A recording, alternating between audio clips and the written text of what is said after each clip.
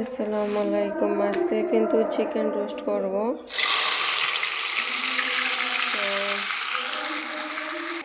তো এই দেখেন, আগে থেকে কিন্তু চিকেনটা ভেজে নিয়েছিলাম। তো ভিডিওটা ফুল ভিডিও দেখাতে পারিনি। তো রসুনটা লাল হয়ে গেলে আমি দিয়ে দেব পেঁয়াজ।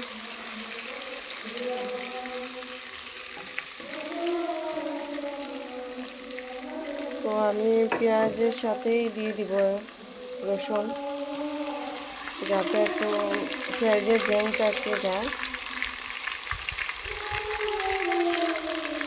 পেঁয়াজটা ভালোভাবে কিন্তু করে নেব।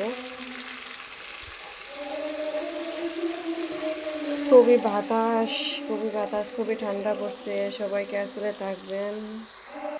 তো দেখতেই পাচ্ছেন, খুব সুন্দর করে পেঁয়াজটাকে ভালোভাবে মজিয়ে নিব।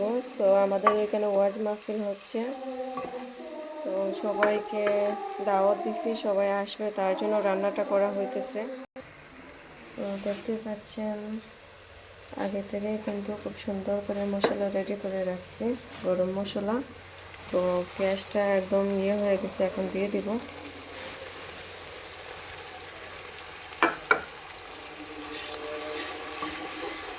তো মশলাটাকে ভালোভাবে পাকিয়ে নেব, সুন্দর করে ভালো করে সময় নিয়ে করুন। তো দেখতে পারবেন ততক্ষণ ধরে কেমন করে রান্না করতেছে। অবশ্যই সবাই ভিডিওটা ভালো লাগলে অবশ্যই বেশি বেশি করে শেয়ার করে পাশে থাকবেন।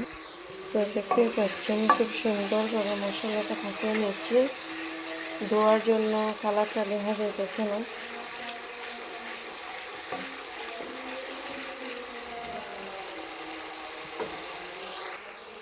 তো গ্যাস এখন দিয়ে দিব চিকেনটা। এখন ভালোভাবে কষিয়ে নেব।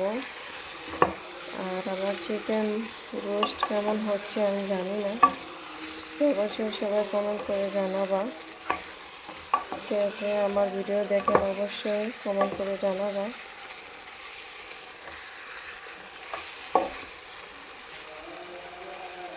একটু পানি দিয়ে দিলাম, কারণ একটু ঝাল হবে।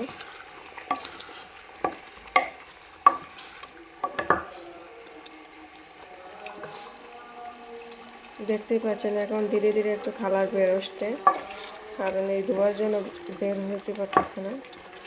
তরকারির কালার খুব সুন্দর হয়েছে। সো গাইস, দেখতেই পাচ্ছেন আমার তরকারি অলরেডি কমপ্লিট হয়ে গেছে। সো ভিডিওটা কেমন হয়েছে সবাই কমেন্ট করতে ভুলবেন না। আর তরকারিটা সেই হয়েছে, কালারটা। সো বেশি বেশি করে লাইক করে পাশে থাকবেন। সো বন্ধুরা, থ্যাংক ইউ সো মাচ।